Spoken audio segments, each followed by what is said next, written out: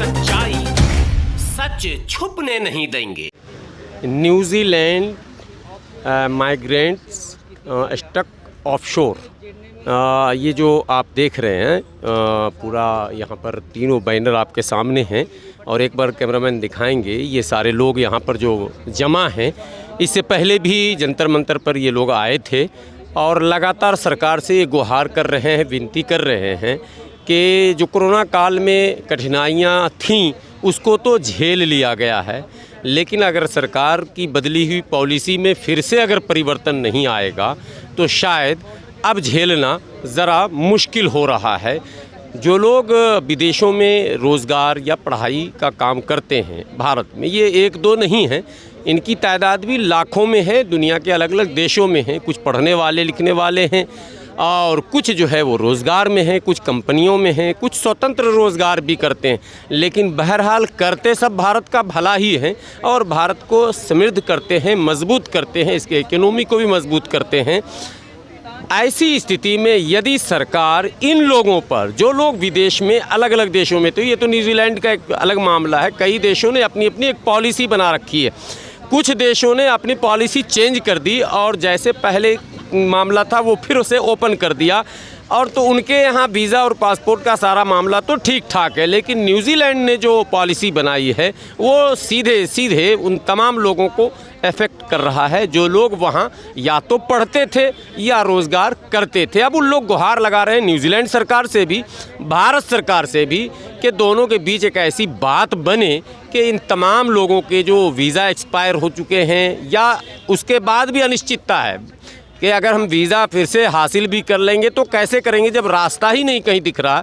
तो एक रास्ता खुलना चाहिए और लीगल भी और क्या कहते हैं पॉलिटिकल भी बात बननी चाहिए ताकि लोग एक्टिव हों और अपने अपने वीज़ा को फिर दुरुस्त करें और जो जहां सेटल थे न्यूजीलैंड में वहां फिर जाकर सेटल हों और जिस तरह से भारत को मजबूत कर रहे थे उसी तरह से भारत को, अपने परिवार को, अपने गांव को, अपने ज़िला को फिर से वो मजबूत करने में लग जाएं।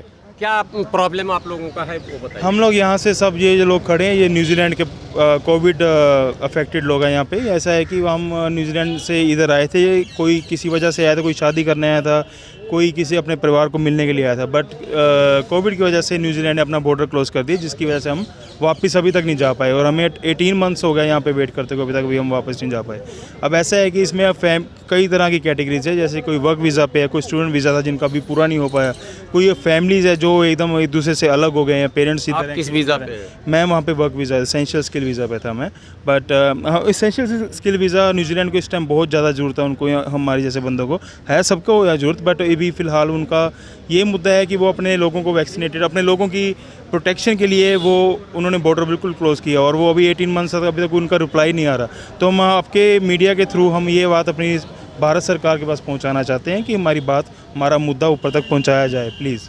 आप क्या कर रही थी वहाँ न्यूजीलैंड में? सर मैं हेल्थ केयर वर्कर थी, वहाँ पे रेस्ट होम में काम करती थी मैं। तो हेल्थ वालों को तो बड़ा माने सब लोग उसके लिए ये करते हैं। ये कोरोना काल में तो सबसे ज़्यादा फ्रंट लाइन कहा गया उसको, तो आपको आने क्यों नहीं दिया गया? सर कहा गया है सिर्फ नर्सेज को, और मैंने अपने वहाँ पे जब काम वालों को मैंने ईमेल किया था तो उन्होंने मेरे को बुलाने से मना कर दिया था क्योंकि मेरा वहाँ पे जो मैं जहाँ पे काम कर रही थी मेरा कैजुअल कॉन्ट्रैक्ट था उनके साथ, क्योंकि मैंने आने से पहले अपना कॉन्ट्रैक्ट चेंज करवा कर आई थी, तो मैं कैजुअल कॉन्ट्रैक्ट पे आई थी, तो इस बेस पे उन्होंने मुझे आने की परमिशन नहीं दी। क्या आप चाहती हैं फिर सरकार से? सर मैं यही चाहती हूँ कि हम सभी का वीज़ा एक्सटेंड किया जाए पहले तो, और उसको होल्ड तब तक किया जाए जब तक बॉर्डर खुल नहीं रहे, और हमारा वीज़ा तब से स्टार्ट हो जब हम न्यूजीलैंड में एंटर कर जाएं, और हमें भी जो ये residency to pathway to residency बनाई है उन्होंने पॉलिसी, उसमें हमें भी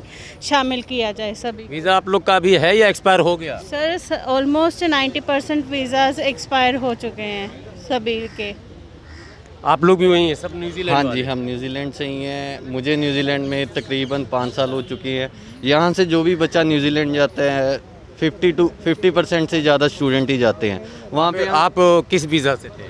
मैं इस टाइम वर्क वीज़ा पे हूँ। जाते हैं हम स्टूडेंट हैं, हमने 2-3 साल की पढ़ाई की, उसके बाद हमें 1 साल का वीज़ा मिलता है जिस पे हम काम लगते हैं ना, हम कॉन्ट्रैक्ट लेते हैं, हम श्योर करते हैं कि हम अपने एसेट्स बनाएं, जो कर्जा है वो उतारें। और हमें जो ये 2 साल का वीज़ा मिला था, किसी इमरजेंसी की वजह से इंडिया आना पड़ा और उसके बाद लॉकडाउन हो गया। उसके बाद हमें इंटेंशन ही नहीं दिया वापस बुलाने के लिए, और 2 साल का मैक्सिमम वीज़ा होता है वर्क वीज़ा, तो हमारा ऑलमोस्ट वीज़ा एक्सपायर हो चुका है। और बाकी फैमिलीज़ भी हैं यहाँ पे जिन्हों के बच्चे उधर हैं, फैमिलीज़ इधर है, कईयों के पार्टनर उधर हैं, वाइफ्स इधर हैं। तो हम न्यूजीलैंड सरकार से यही गुजारिश करना चाहते हैं, जैसे ही वो इमीडिएटली बॉर्डर ओपन करे हमें जल्द से जल्द बुलाया जाए। क्रिटिकल वीज़ा तो आप लोग का एक्सपायर हो गया, तो बुलाएंगे कैसे? अगर बॉर्डर ओपन भी हो गया हाँ जी। तो कैसे बुलाएंगे? हमारे वीज़ा के एक्सपायर होने का कारण ये इनके न्यूजीलैंड ने बॉर्डर क्लोज कर रखे हैं, तब एक्सपायर हुआ है। हमें तो मौका मिला ही नहीं।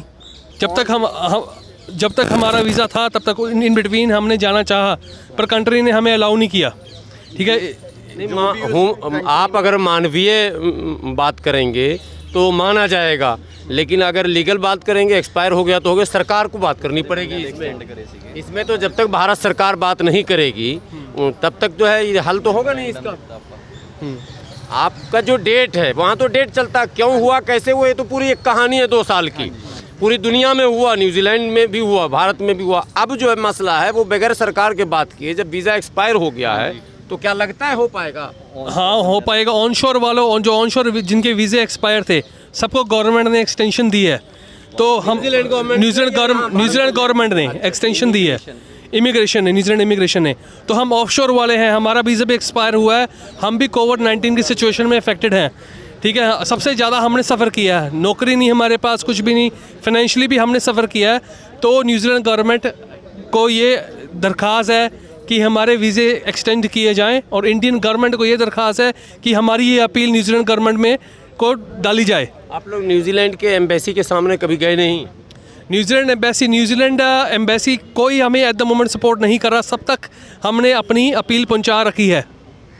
हाँ, क्या कह रहे थे आप? कुछ कहना चाह मैं रहे ये बोल रहा था कि जैसे प्राइम मिनिस्टर है वो कुछ भी कर सकता है। जैसे अभी वहाँ 1,65,000 जो माइग्रेंट्स हैं उनको उन्होंने रेजिडेंसी वीज़ा दी है, सीधा रेजिडेंसी, और कुछ कंडीशंस थी उसमें, जो एलिजिबल होते थे उनको सीधा रेजिडेंसी। अगर उनको रेजिडेंसी मिल सकती है तो हमारे वीज़ा एक्सटेंशन डेफिनेटली हो सकते हैं, कोई इसमें बहुत बड़ा प्रॉब्लम नहीं है।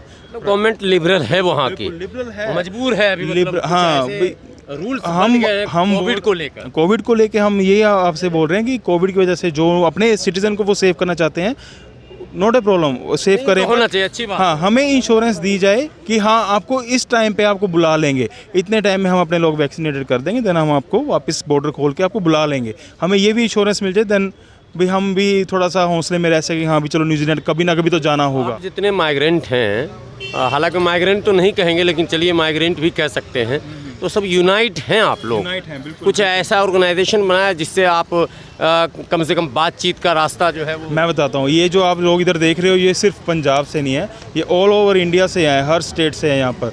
तो अभी कल भी, ये आज हमारा दूसरा दिन है ये प्रोटेस्ट का, तो अभी हम काफ़ी देर यहाँ बैठेंगे। और ये यूनाइट है, जो हमारी एक कम्युनिटी बनी है, ये इसीलिए बनी है ताकि कॉरेस्पोंडेंस का रास्ता है। बिल्कुल है, हमारे आपस में है बिल्कुल। बाकी ऑनलाइन हम कोशिश पूरा रख रहे हैं। हर एमपीज़, अब आज सुबह हमारी न्यूजीलैंड के ग्रीन पार्टी है, उनके एमपी से आज वीडियो कॉल हुआ है। हम पूरी कोशिश कर रहे हैं कि हर बंदे साथ कॉन्फ्रेंस में रहें, वहाँ पर लिंक में रहें, और हमारा अपना जो मुद्दा है वो आगे बढ़ाया जाए।